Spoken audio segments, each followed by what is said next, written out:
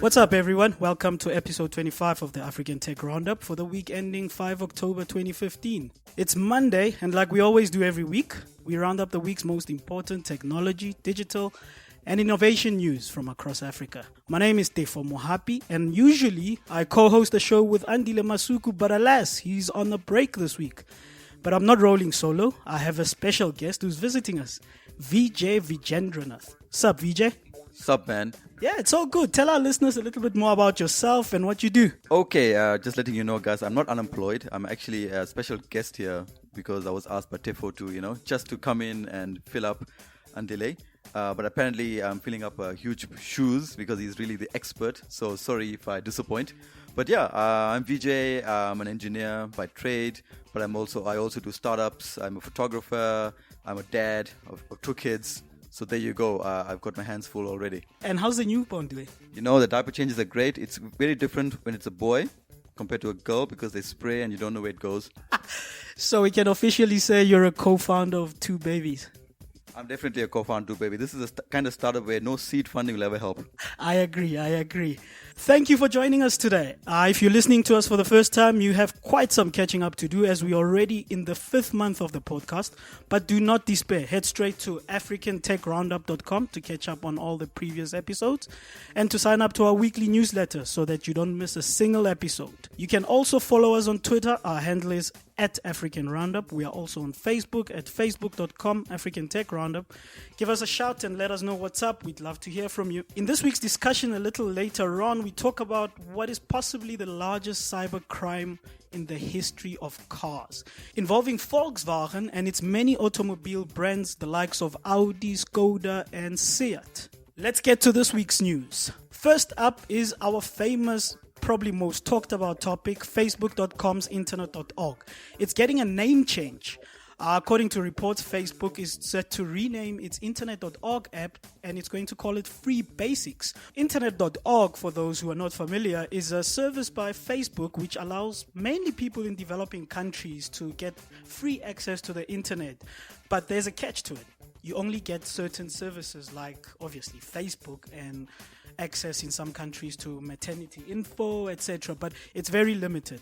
So they're naming this Free Basics. I think it's just a branding exercise. What do you make of this, Vijay? Well, look, I think it's very commendable that Mark Zuckerberg wants to give free internet access to the users. But of course, it's really about getting Facebook to more users, which means more people means more advertising revenue. That's correct. The more people are on Facebook, the more numbers he can sell to advertisers, the more he can charge for advertising, the more clicks he can get on ads, even though those people are getting on Facebook for free.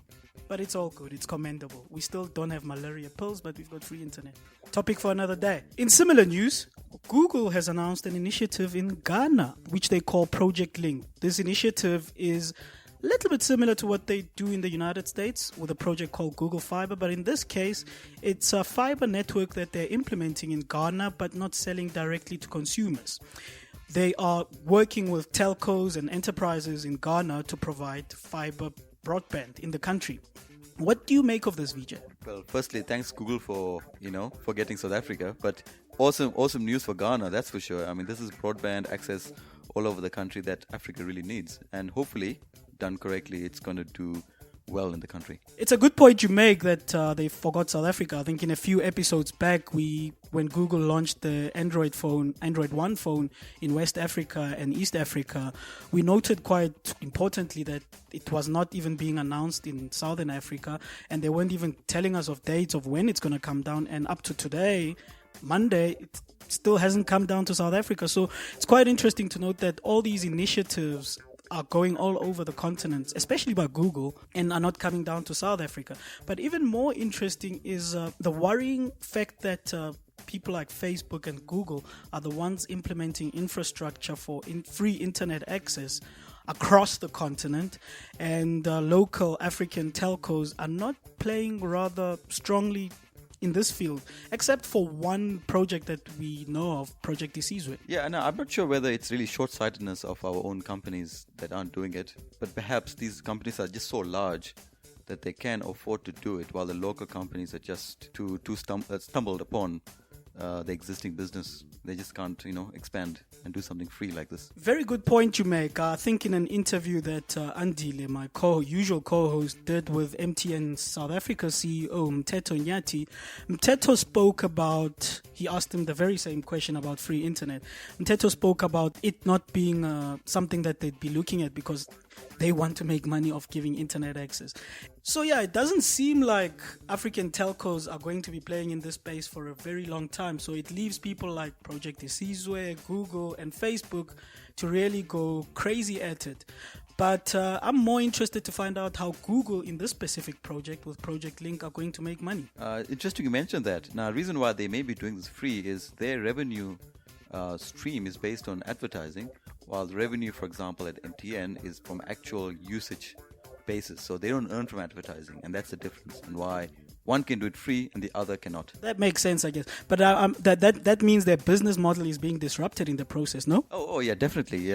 Advertising organizations are making a lot more money through sponsored content than actually selling you a dead pipe. Okay, MTN and the rest, your work is cut out for you. And in other South African news, the South African Department of Home Affairs has come up with a very interesting initiative where they're trying to get more and more people to get their new identity document. So instead of your green identity document book or booklet, you can now apply for a smart ID card. The catch or the lovely benefit about this is that you can apply for this at a bank. But there's also a catch to that. It's that the pilot only runs with First National Bank and Standard Bank for smart ID cards, and also for the pilot for the passports runs with Nedbank. Interesting observation is that ABSA is excluded, and I wonder why. Well, not to sound controversial, perhaps ABSA doesn't meet some requirement with the government. Who knows? I'm still speculation. But great initiative. I think, banks have all the information. Why not? It's just very simple. They have the information.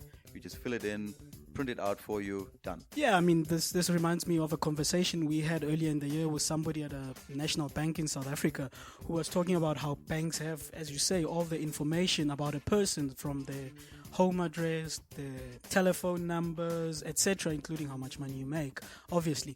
But this is very interesting. But what about the rural areas? We talk about Africa having a lot of its population unbanked, and definitely South Africa has a lot of people unbanked. We've seen many failed initiatives to get unbanked people banked. So does this exclude people in rural areas from getting smart IDs? That's an interesting question. If you think about it, how many people actually have proper bank accounts in the banks? 10%, 20%. So are we making the services easier for the middle class community? And then we may be excluding those who have no bank account. So that's a very interesting and very important point. We're making things easier for those who are richer, and it becomes more difficult for those that are poorer. Yeah, because I'm just imagining somebody in Mgungundlovu, on Dwendwe, or Matatiele, and there's no ABSA branch. Oh, sorry, ABSA is not included. There's no First National Bank branch. There's no Standard Bank branch. They might not need a Nedbank branch, but probably in Matatiele, if you're going to Lesotho, you might need a smart passport. But getting to the point is, what happens to the people again in the rural areas? Are we coming up with fancy solutions for first world problems that don't take into consideration the whole or the majority of the population? Even some townships don't have bank branches. So yeah, it's a very commendable initiative. Big up to Minister Malusi Gigaba, but it raises some questions in terms of reach for the whole population. To West Africa we go, this time in Nigeria, where the recently held Demo Africa took place. But interesting enough, the former Communication and Technology Minister, Omobola Johnson, is now a venture capitalist because she spoke at Demo Africa for the first time in her capacity as a partner at TLCom Capital, a venture capital fund with offices in London and Nairobi that invest in telecom, media and technology companies. Johnson has been a pioneer in defining the Nigerian government's relationship with technology entrepreneurs and startups, and she's definitely come up with a few initiatives in the West African country. This includes initiatives like the Launchpad and the Idea Hub, which have helped the technology and innovation ecosystem in Nigeria to flourish as we've slowly come to know it. What do you make of a government official, VJ, becoming a venture capital as soon as they've left their post? That sounds like what we all do. But then, I could be wrong. What is quite interesting is that this fund had only offices in London and Nairobi, and it seems like this is their strategy to expand their operations to West Africa and specifically Nigeria, given how a lot of hype, and I might say also commendably so, substance is coming out of Nigeria in terms of startups, with Mark Essien's Hotels NG raising $1.2 million of Series A funding recently in the year. So it seems like the wave of hype and trends of startups coming up in terms of tech startups is slowly moving towards Nigeria, and this is a good sign for the whole continent and the country at large. Well, I would say a functioning, prosperous Nigeria is actually good for Africa. Moving to a story that's been making the rounds globally and finally hit the continent, coming down south in South Africa. The South African government has issued a statement saying that it will investigate Volkswagen regarding its false data scandal. This, if you haven't heard yet, involves Volkswagen diesel cars which were fitted with some specific software which gave out the wrong readings for emissions data after they were tested. This was discovered by two testers randomly who ran tests after they rented a Volkswagen diesel vehicle and ran their own independent tests and compared them to those that were written in the specifications. This is quite a huge scandal, and I'm quite happy to see that South Africa is taking a stand on this. It's actually a very intricate scam. As it turns out, I was watching something on TV where they do it, is that it detects the way emissions testing is conducted.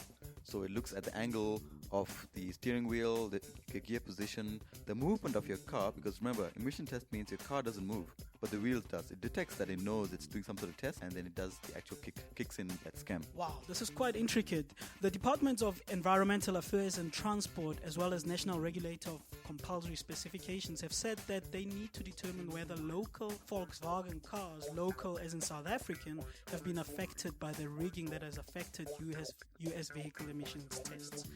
And this is quite a good introduction to our discussion topic this week, which we look at firstly at the Volkswagen scandal, which is easily, in our eyes, the biggest cybercrime scandal that involves cars in a while, and also what this means for the future of cars, taking into consideration that the future looks like it's electric. Firstly, let me also give you the disappointment on behalf of the Indian community that the VWs are going through this, because I think every Indian who loves cars talks about his VW. And this is going to be really devastating, because now relationships are going to end because of this. I can just also imagine for our listeners who are not South African, there's a huge movement, before I get back to the topic, in South Africa of youth who are known as Kotanis, or these are trendy youth. So they idolize the Volkswagen Golf GTI, and this is the pinnacle car. So with all this information coming out, I'm thinking, as a side note, it's a quite huge dent to this movement. But back to serious news though. I mean, how, as you were explaining earlier, how the rigging or the cyber crime by Volkswagen, I think we are allowed to call it cyber crime because it involves cheating and people are being fired and there's legal cases being laid against Volkswagen, is quite elaborate by them, and it shows that they were doing it on purpose. But also, does this mean the death of petrol and diesel cars? Is this the good entry point for people like Elon Musk to say, you can't trust these people, not only are they polluting the environment, this is the point where we need to all move to electric cars and software-driven cars? In fact, diesel cars were being sold on the fact that it was safe, it was clean, and it was fuel efficient. Now, diesel engines on its own are under threat as a result. And people who want to go back to petrol engines are going to find out it's much more expensive to run. So I think maybe this is a good sign that we can just fully drop all this and just move straight into hybrid electric vehicles, and it's just better for the economy and the environment. Interesting point. True. I mean, I agree with the whole electric and hybrid point. But a certain conspiratory part of my mind is thinking that, what are the chances that these people who discovered that there was a software that's rigging emissions data were actually funded by electric car lobbyists or people like Elon Musk, if I may say that, alleged? I don't know anything. It's just a conspiracy theory. What are the chances that this was a perfect entry for them to attack the carbon emission car industry by finding something that already existed they didn't know existed? So this could have existed for decades and nobody knew about it, but as soon as they discovered it, they found the perfect moment, as soon as Elon Musk launched the new Tesla X SUV to attack the car industry and to make a huge scandal about it, to show people that, as you say, hit them where it hurts most with the diesel cars, which were said to be the safest in terms of emissions, etc. What are the chances that's the point? Well, clearly we are not Fox News, so let's not go into that direction. But I can say one thing. There's all kinds of controversies in the United States and speculation against Volkswagen because they did not want a German manufacturer becoming the number one manufacturer in America. And apparently existing American companies were involved trying to get them out, and they had to find something. That's what I'm hearing. But again, Fox News. Or Volkswagen News. But it's interesting, as we mentioned earlier in the news item, I mean, South Africa seems to be taking the lead on this in the continent and investigating, which is good. I mean, it shows the proactivity of African governments in taking the care of their citizens and looking out for them. But what does this mean for the future of cars? Will this accelerate us to electric cars? And if that's the case, this presents another challenge. Given the loss of trust, yes, this proves that diesel is bad and all that, but it also proves that electric cars, which rely extensively on software, can be rigged. You know what? It's actually quite possible. What if electric companies in the future, they can rig and tell you that your mileage of your electric charge could be 400 miles or 1,000 miles, when in fact it can only do 100. You never know. And it also gets even more complicated when we start talking about driverless cars, which rely completely on software. Oh, don't get me started on driverless cars. That's what people do here in the roads in Joburg anyway. Yeah, but this is all fantasy and fancy for all of us on the continent, because we still haven't had like a fully electric car, except the ones that do like 40 kilometers a day and need a recharge. Let me not mention brand names, but it's quite interesting, something to explore and follow, because definitely they will be hitting the continent soon. Oh, definitely. I mean, that's something I'm looking forward to. But don't forget, controversies can extend, not just Volkswagen. What I heard was apparently now they're going to do testing on BMW because they noticed the indicators don't work.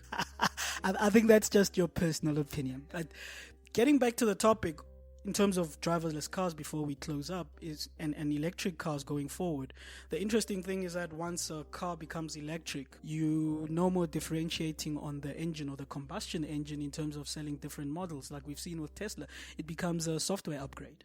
So if you're selling, in the case of Volkswagen, sorry Volkswagen, you're in the news, if you're selling a Golf 1.6i versus a GTI, you won't be talking about a 1.6i or a GTI. You'll now be talking about version X point whatever of the software, which gives you extra, not even torque, which gives you certain speed. Tesla actually introduced that, and that's actually become a new disruptive way of selling vehicles, where a change in software makes the car different. Now you got the ludicrous mode in Tesla. Suddenly it's faster because there's software upgrade.